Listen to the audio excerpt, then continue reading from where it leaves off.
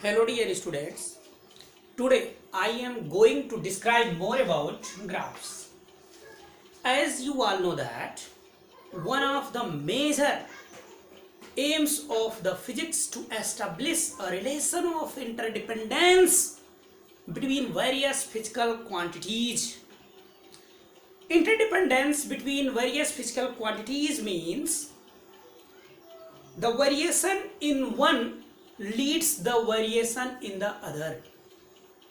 We have many ways to express these interdependence between physical quantities, in which first mathematical expression. We know that if we know the mathematical expression between different physical quantities, then we can easily guess what type of the relations present between those. And second way is the data in the tabular form, that is tabulated data. If we have the tabulated data collected by experiment or any other mathematical concept, then with the help of this we can also guess what type of the relation are present between these physical quantities. And third one, that is most important, is graphs. With the help of this we can also express the relationship between different physical quantities. What is graph? The diagrammatical representations which possess the relations between two or more physical quantities is known as graph. A graph is a diagrammatical representation of the relationship between two or more physical quantities. If we have two physical quantities, then what type of the relationship between these two quantities are? If we express this with the help of a diagrammatic representation, then that diagrammatic representation is known as graph. Now come to the point, some general conventions used while plotting graphs.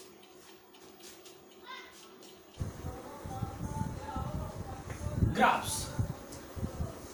General conventions used while making graphs.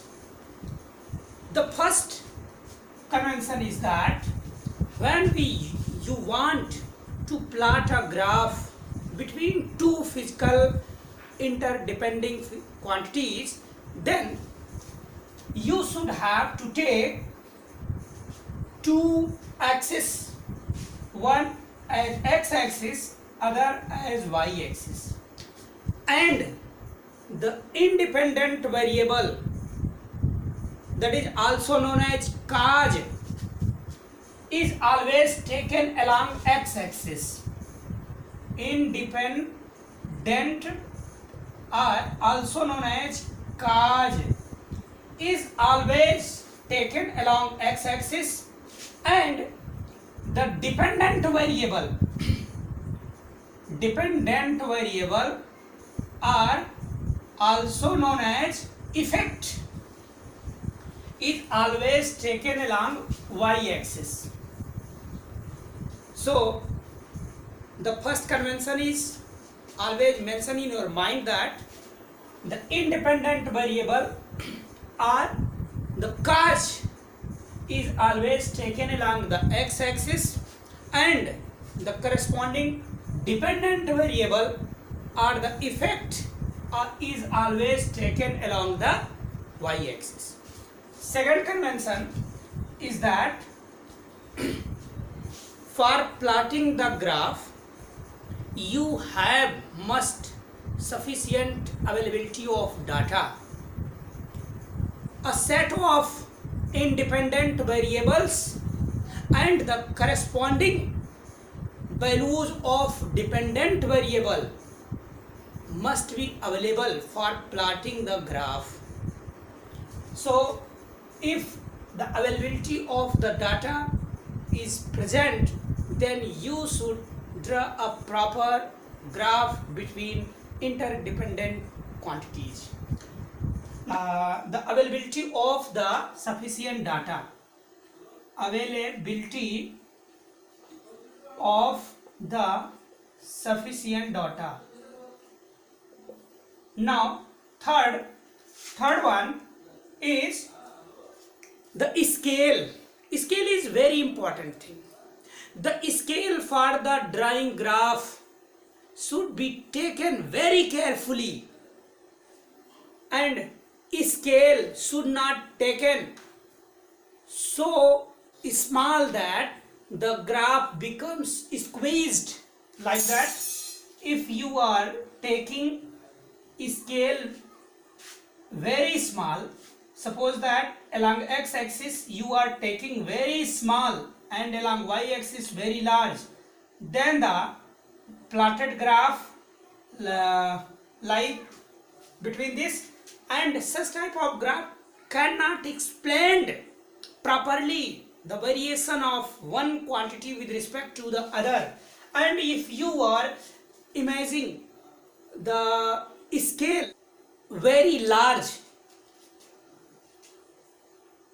like that, if you are taking the height obtained by any object and the time is very large, then the proper fitness of the graph cannot occur on the plane of the board or plane of your paper. So the scale must be considered proper while plotting graph. Now, fourth most important thing is that when you are plotting the graph by collecting data, then you should notice that the graph must be ideal. Like that, if you are plotting by experimental data and finding out the points like here, here, here and here, then if you join these points, then you find that the graph is like this. But when you drawing the graph, then you must have to draw a smooth curve.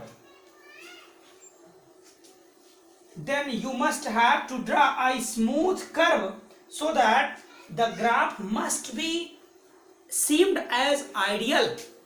So the fourth most convention is that the nature of the graph must be taken as ideal. So these are the general conventions. Now, precautions taken during the plotting of graph. Now, what is the main precautions? If you have 3 or 4 readings, then with the help of these readings you cannot draw a proper graph, and this graph cannot explain the full nature of the dependencies between interdependencies between the physical quantities. So you have to obtain more and more reading from the experimental observation or theoretical calculation, so that you can draw a smooth graph by which you can relate, you can explain the relation between the interdependencies of the physical quantities. Now, what are the uses of the graph? To the practical uses of graph. Practical uses of graphs.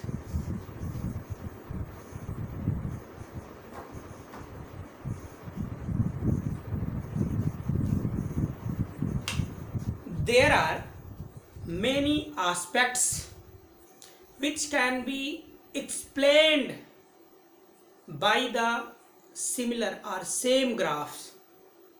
Suppose that if we have a graph plotting between x and y axis, then if we choose the relation between x and y variables by the slope by this graph, then the first aspect chosen as slope of the graph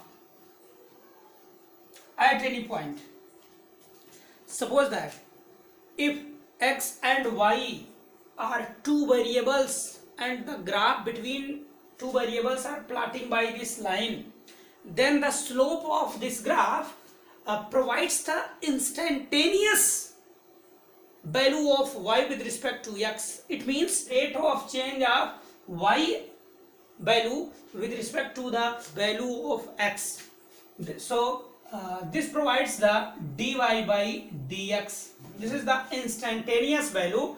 And if we choose, for example, the time along the x-axis and displacement along the y-axis, then the slope of this graph at any point provides the rate of change of displacement with respect to time, that is instantaneous velocity. And if we choose time along x-axis and velocity along y-axis, then the slope of this graph at any point provides the instantaneous acceleration, that is dv by dt. Now if we choose the second aspect, that is slope of the chord joining between 2 points on graph, joining between 2 points on the graphs. Suppose that if we choose 2 points P and Q and join by a straight line, that is known as chord for this. So the slope of this chord provides the average value. That is, for example, if we take time along the x-axis and displacement along y-axis, then this slope of the chord provides the rate of change of displacement, that is average velocity.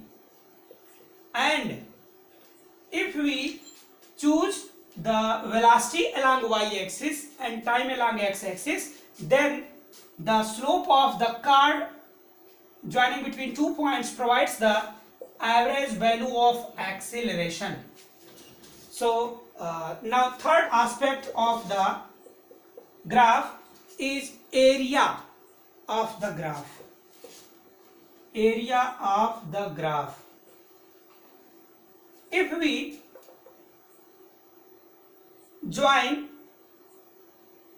these 2 points on the graph with x-axis, then the area covered between this graph line and x-axis will represent the physical quantity that will obtained with the by direct product of the y and x-axis physical quantity. Suppose that if we take time along x-axis and velocity along y-axis, then this area must represents the total displacement.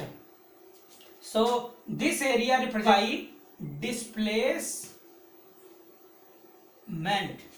This area must represents the displacement. And if we take acceleration along y-axis and time along x-axis, then this area must represent the velocity,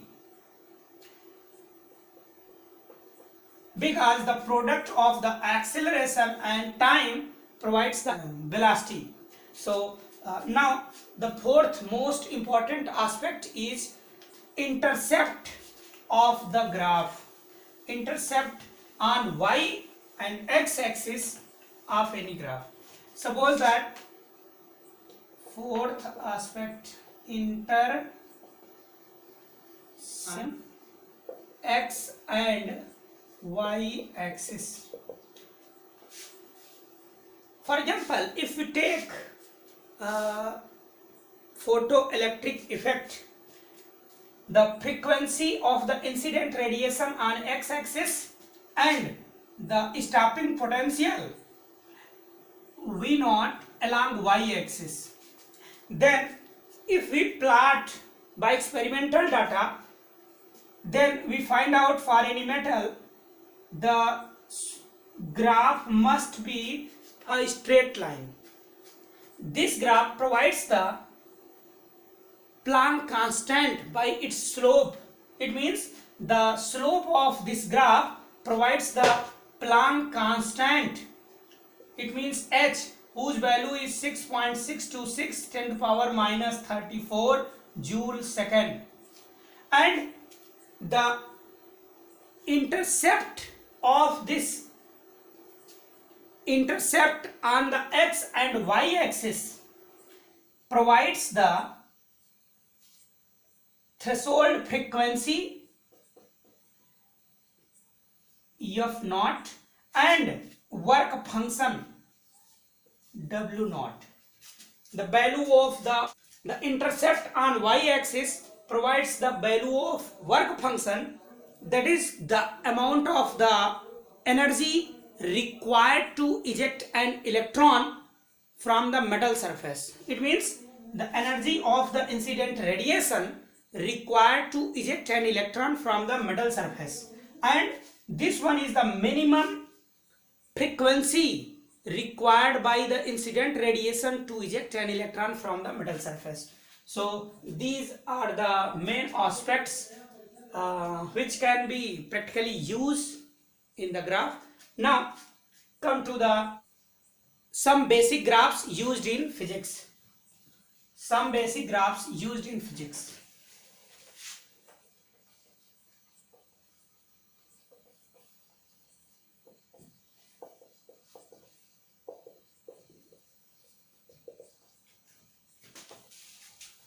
Now the first basic graph is linear graph. The relation between x and y must be represented by a straight line. So linear graph is used, and in this, if there is a increment in the first quantity or independent quantity, then there is a respective change in the second physical quantity, and always depicts a linear relationship between two physical quantities.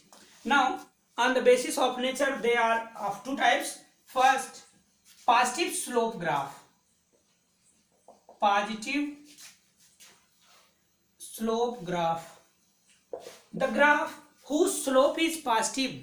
Suppose that if there is the increment in the first quantity and also the increment in the second physical quantity, such type of graph must be represented by the positive slope. It means if such type of graph, suppose that starting from the origin, then if we increase the first variable, then there is also increase in the second variable.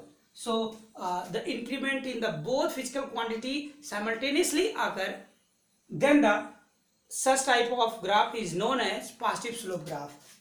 And example of this graph, like as the uniform straight line motion possessed by any object, the graph present by that object between its displacement and time must be taken as positive slope.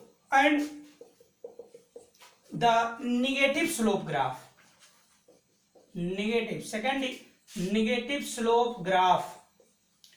If there is a decrement in the second physical quantity as we take the continuous increment in the first physical quantity, that is along x-axis and y-axis.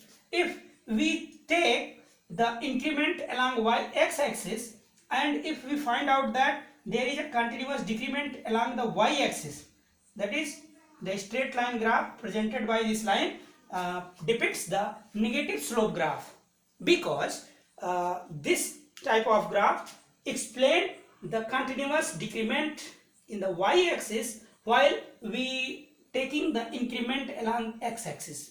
For example, if we throw any ball just vertically upward direction, then the velocity attained by that ball continuously decreases until it reaches its maximum height. So when ball reaches its maximum height, then the velocity of the ball becomes 0. So this axis can be represented by the velocity and this one be taken as time. Then the time and velocity graph for the ball moving just vertically upward direction represented by this line, and this is taken as the negative slope graph. Now come to the second basic concept of graph, that is known as parabolic graph. Parabolic graph. Parabolic graph. Now if we take a graph with the help of the equation like y equal to ax square, such type of graph can be represented by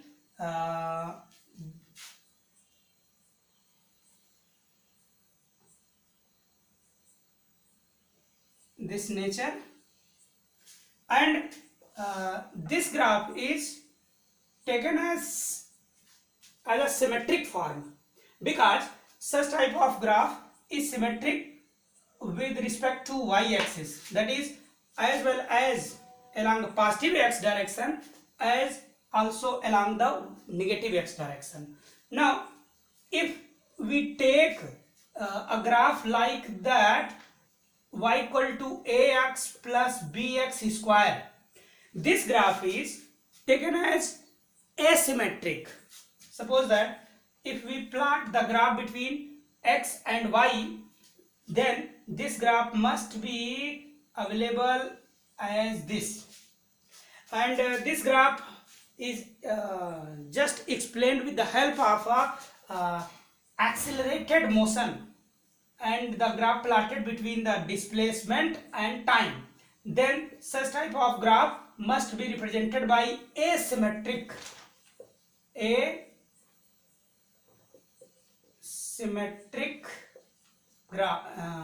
parabola, asymmetric parabola, and this graph is symmetric parabola. Symmetric parabola.